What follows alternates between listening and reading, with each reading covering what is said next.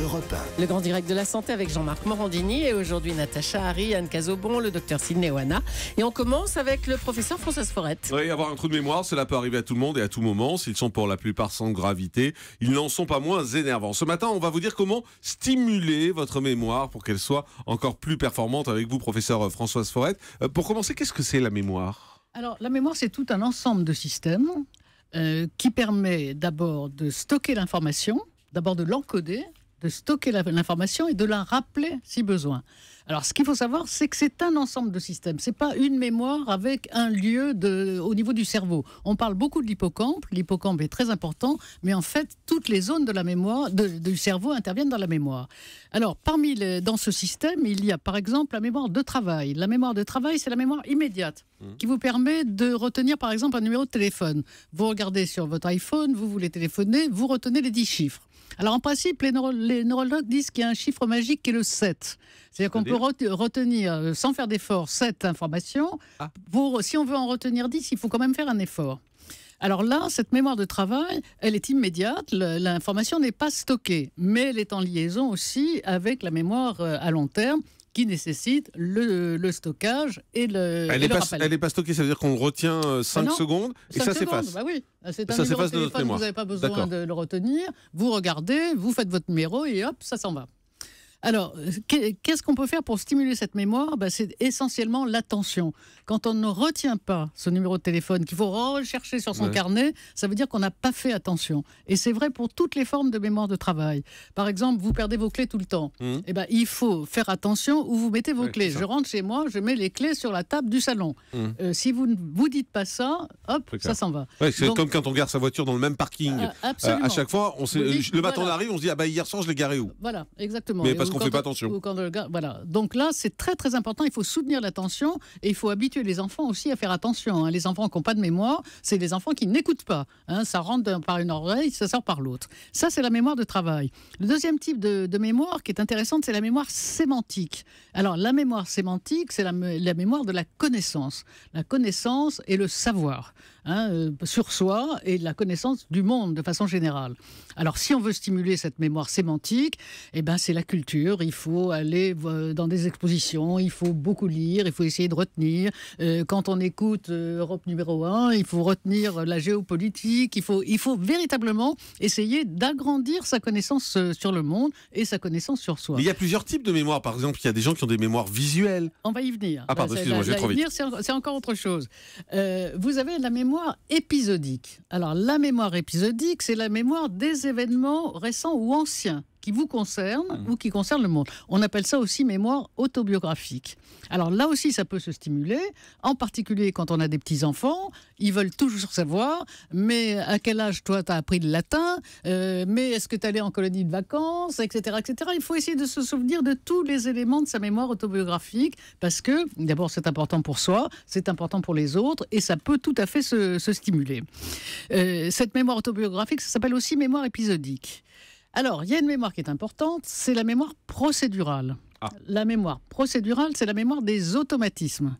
J'ai appris à monter à bicyclette à 5 ans, j'ai 70 ans, j'ai 80 ans, je sais toujours monter à bicyclette, à condition d'avoir continué.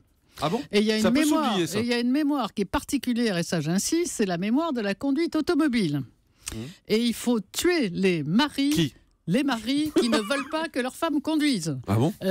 Parce que c'est la voiture de monsieur, il ne faut pas les rafler, il ne faut surtout pas les rafler, ce qui fait que si madame n'a pas sa voiture, elle ne conduit plus progressivement. Ça peut être l'inverse, ça peut être madame qui a peur que monsieur rafle la voiture. Oui, non, mais maintenant, oui. Mais autrefois, c'était vraiment... Donc il faut laisser les gens conduire régulièrement. Voilà, il faut conduire régulièrement, parce que si un jour vous avez à conduire et que vous ne conduisez plus depuis 10 ans ou 15 ans, votre mémoire procédurale, elle s'éteint un petit peu et vous ne savez plus conduire et vous avez peur.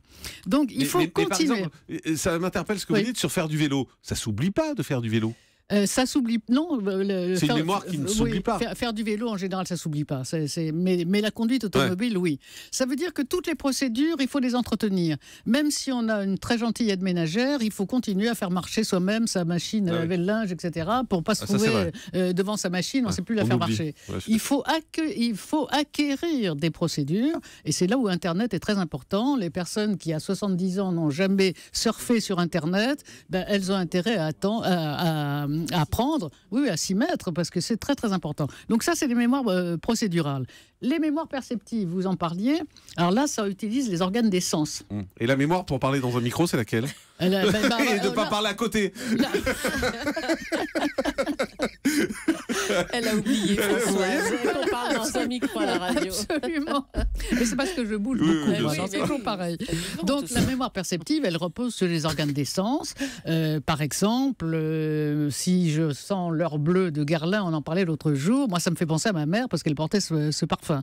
La mémoire auditive, c'est la même chose. Donc là, ce qui est important, c'est de cultiver ces organes des sens. Allez voir son ophtalmo tous les ans si on ne veut pas perdre sa mémoire visuelle, effectivement. Allez voir essayer de faire examiner son oreille si on a besoin. Donc vous voyez l'ensemble de ces mémoires. En fait, tout ça, ça s'intègre dans un système global. Toutes ces mémoires sont absolument interconnectées. Donc ce qui est important, c'est de cultiver l'ensemble de ces fonctions cognitives. Vous m'avez pas parlé de la mémoire visuelle. Si, elle vient d'en parler. Non, mais la mémoire visuelle, il y a des gens qui ne se souviennent que de choses qu'ils ont vues et pas de choses qu'ils ont lues, par exemple. Oui, mais c'est une particularité de certains. Leur mémoire visuelle est plus développée que leur mémoire auditive. C'est inné, oui, ça. D'accord. Parce que moi, j'ai une mémoire visuelle, par exemple. Je me souviens exactement, par exemple, quand je lis un texte, où est tel mot, où est telle phrase. Moi, toutes mes études, j'ai retenu comme ça, en revisualisant mes cours, en fait. Vous l'avez probablement sans le savoir cultiver tout au long de votre vie. Quand vous appreniez des leçons, c'est ça que vous cultiviez. Mais après, j'oublie. Voilà. Et alors qu'il y a des gamins qui écoutent l'institutrice, qui n'ont pas besoin d'y revenir, ils écoutent, ils ont retenu. Donc ça, ce sont des particularités de chacun. Alors, ce qui est important, c'est le niveau d'éducation. Plus son niveau d'éducation est élevé, plus sa mémoire est performante. Donc, il faut élever les niveaux d'éducation des personnes. Le travail. Le travail, c'est absolument capital parce que c'est ce qui permet, quelle que soit la profession, pas forcément des professions intellectuelles, c'est ce qui permet de stimuler l'ensemble de ces fonctions cognitives. Et puis, il faut faire des jeux, si on aime les jeux, il faut... Tous les jeux sur les téléphones, les jeux de cartes, tout ça, par exemple. Les jeux de cartes, absolument, tous les jeux. Et enfin, l'activité physique est absolument importante pour cultiver la mémoire. Ça, c'est fou, ça. C'est incroyable. C'est fou, c'est incroyable, mais c'est comme ça. Probablement parce que ça améliore tout le système cardiovasculaire. En particulier, ça évite les lésions cardiovasculaires et que très souvent, les troubles de mémoire naissent lorsqu'on a déjà des lésions dégénératives, c'est-à-dire des neurones eux-mêmes, et que, pof, il y a une maladie cardiovasculaire. Docteur Sinoana. Est-ce que tu peux nous expliquer la mémoire gustative et la mémoire olfactive? Ah oui, on les a oubliés, celle-là. C'est exactement la même chose, c'est basé sur les organes des sens. Alors la mémoire gustative, on se souvient très bien de l'admirable pot-au-feu que faisait votre mère et votre grand-mère, et vous le reconnaissez absolument. Et la mémoire olfactive, c'est la mémoire des odeurs, c'est ce qu'on disait tout à l'heure. Sur les parfums tout à l'heure. Natacha Harry. On parlait des choses qui pouvaient permettre d'améliorer et d'entretenir la mémoire. Est-ce que le sommeil a un rôle dans tout ça? C'est les phénomènes inverses. La privation de sommeil, c'est absolument terrible pour la mémoire. Et c'est vrai que le sommeil consolide les informations. Et c'est vrai qu'il faut dire aux enfants d'apprendre leurs leçons le soir, de les revoir le lendemain, parce que le lendemain, la leçon est très bien apprise ou retenue. Et ça, chacun le voit. Donc on termine avec vos conseils. Vous dites il faut faire des jeux régulièrement, des jeux de mémoire, des mots croisés, tout ce qui vous intéresse. Des sudoku, des trucs comme ça. Tout ce qui vous intéresse. Il ne faut pas faire des jeux si vous n'aimez pas ça. Mais si vous aimez ça, vous jouez au bridge, vous jouez à la belote, vous jouez à n'importe quoi. Des jeux sur Internet, parce que maintenant c'est de plus en plus répandu. Sur les smartphones aussi. Sur les smartphones, etc. Il faut jouer, il faut se cultiver, il faut cultiver ses relations sociales. Ça, c'est très important.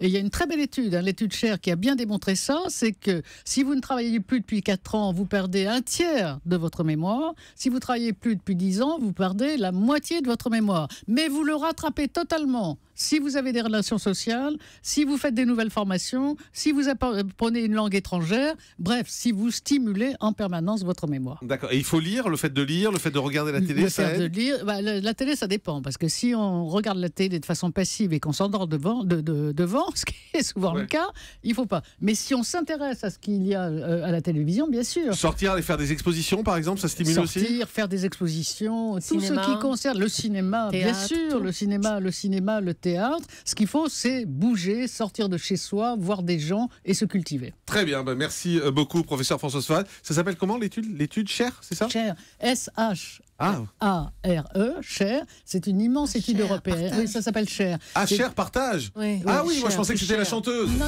c'est une... Oh là là.